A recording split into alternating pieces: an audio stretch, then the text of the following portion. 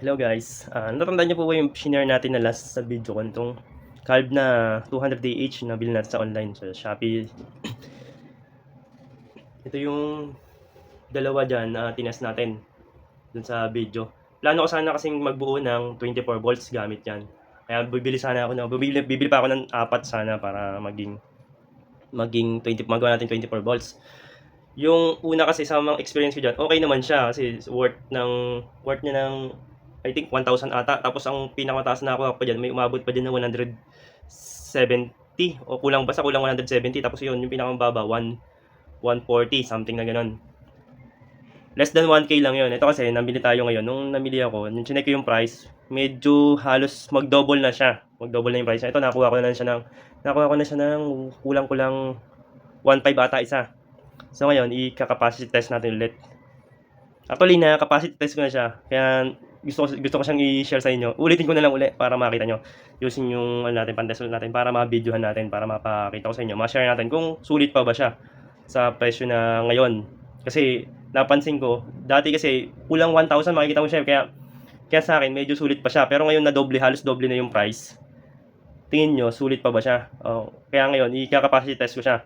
Kaya kinonsider ko si Kesh siya na bumuo ng 24 volts na ito na lang kasi meron na tayong apat. Bibili na lang ako ng apat uli. Kaya i-capacity test natin. Ngayon, yung physical appearance dito sa nabili kong huli, medyo bloated na siya. Mas bloated siya dun sa una nating mga nabili nung way back, mga ilang buwan na ba yun? 3 months, yan. Medyo hindi na siya, para sa akin, hindi siya ganun ka flat. Medyo malaki yung bloated niya. Kaya i-capacity test ulit natin. Ngayon, ang gagamitin natin settings, ito yung settings natin. Kita ba? Wait lang po sa natin. Yan yung gagamitin natin settings. Sa pag-capacity test nitong bilhin natin dalawa. Bibili pa kasi yung dalawa niyan para maging mabuo natin ng 24 volts. 8. So ngayon, ko muna guys. I-set ko muna dito sa tester natin ha. Okay guys, yan na ikabit ko na sa tester natin. I-test. I-start natin yung capacity test natin.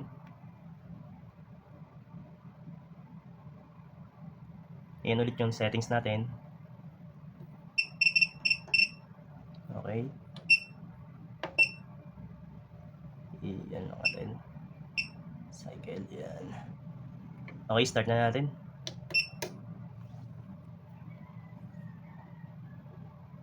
Ayan, ganun ulit.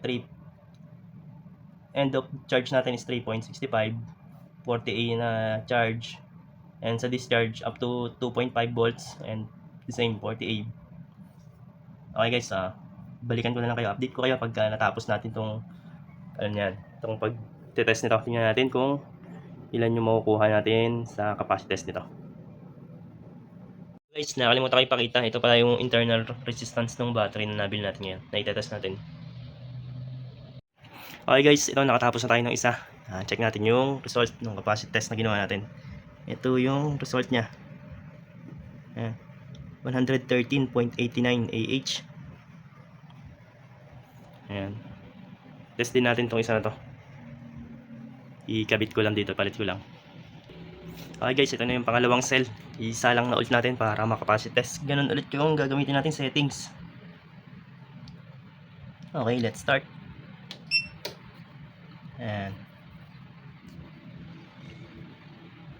At 48 ulit tayo ng discharge and charge.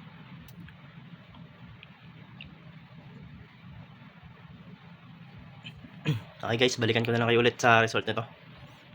Hello guys, ito tapos na natin ulit yung pangalawang cell na kinapacity test natin. Tingnan natin yung result. Ito yung naging result niya, 132.93 AH. Mukhang alanganin na tayo dito sa mga cell na nabili natin. 113 yung pinakamababa eh. Tapos 132 ito. Pang hindi na tayo sulit dito. Ayan guys, natapos na natin yung dalawang cell na CAD 200TH na i-capacity test. Ang nakuha natin is 113 lang, yung isang pinakamababa. Tapos 133 na. Ngayon, parang napapaisip na ako kung ito pa yung bubuin ko. Kasi yun, yung una natin bili, 6 months ago na pala yun. Yung pinakamababa natin nakuha doon is 140. Tapos may nakuha pa tayong 100 kulang 170 doon AH, kaya akala ko makukuha pa natin dito yung ganung ano, kaya namili ako na ito na sana yung bubuuin kong 24 volts. Kaso hindi pala, medyo alanganin na tayo dito, 113 AH na lang yung pinakamababa. Hindi pa natin sure kung ito lang yung pinakamababa, baka mamaya meron pang mas mababa sa 100, kaya maganda talaga kung bibili ka nito, may pang capacity test ka. Saka considering yung price niya ngayon, medyo tumaas na eh. Let's do the math. Tingnan natin. Nung dati kasi, nung bumili ako niyan, nitong apat na yan, last 6 months, ang nakuha ko dyan is, nakuha ko siya sa Shopee na makakachechampuan yung vouchers, less than 1,000 lang. Tapos pinakamababa ako nakuha is 140H. Tingnan natin yung, kaya pumapatak lang na 7 pesos. Kaya nung time na yon parang sulit pa siya eh. Kasi kung that time na yun, may mabibili ka na 280 AH na brand new na nasa 2.6 lang. 2.6 lang yung price na makukuha mo isa. Tapos 280 AH na siya. Tingnan natin ha. O yan o, nasa 9 pesos lang pumapatak yung brand new na sell na 280 AH na. Ay kung nasa 1,000 pa yon, tapos nakuha natin nasa 1,000 yon, tapos nasa 140 or 150 AH pa, sulit pa kasi nasa 7 pesos lang. Pero hindi na rin siya ganun kano kasi ito brand new tong price ito. Tapos yun doon 7 pesos na calb per AH, ano na yon, second hand na yon, na-use na. Pero ngayon kasi itong isang calb, itong dalawang calb na to, nabili natin siya ngayon, medyo mahal na siya. Nakuha ko na siya ng parang pinaka 1.5 na yata yung pinakamababa. Tapos considering na meron tayong makukuha 113 AH. Ang laki, di ba? Nasa 13 point ano ka na? 13 point tawag ito. 13 pesos per AH. Ay samantalang yung brand new nasa 9 pesos lang. 9 kulang 10 pesos. Kaya tingin ko negative na tayo dito, guys. Kaya kung magpaplano kayo, guys, na bumili nito, dapat mayroon kayong pang capacity test para makita mo yung actual na capacity pa, para makuha mo ngayon kung sulit pa ba yung price niya. Kasi kung ganyan na yung kababa, tapos lumalabas na nasa 13 pesos na siya per AH, mag-brand new ka na lang. Mag-brand new na lang tayo, di ba? Yung 280 AH na pumapatak na nasa 9 pesos lang yung per AH niya kung brand new. Magdagdag ka na lang. Siyempre, kung may budget, kung ito kasi medyo mura, dagdagan mo na lang yung budget mo, ipunin mo na lang kung nag-ipon ka yan siguro para sure ka pa na bago. Tapos hindi pa siya maganda oh. Ngayon oh, medyo bloated na rin yung nakuha ko, kaya tingin ko guys, yan tayo, pass na tayo dito muna magbuo. Yan, 280H na siguro yung bubuin ko, magdagdag na lang ako ng budget. What do you think guys? Pa-comment naman sa comment section kung pares na ba kayo ng ano ko, tawag ito, ang tingin ko kung sa presyo niya ngayon na medyo nagtaas na rin. Yun lang guys for sharing. Thank you.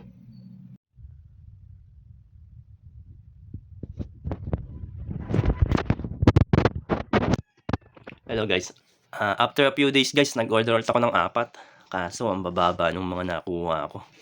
Yun na nga ba yung inaasahan ko. Tatry ko sana kaso na baka meron pang ibang mas okay dun sa nakuha ko. Kaso mas lalong mababa nga, gaya ng inaasahan ko, below na siya. Meron ng mga below 100 AH, 101, 114, 95. Ito ang pinaka-worst na nakuha ko, 90 AH lang. Pinaka natin na nakuha, mababa, 90 point, yung ano nga, nagdalawang cycle nga ako, 90.02 AH.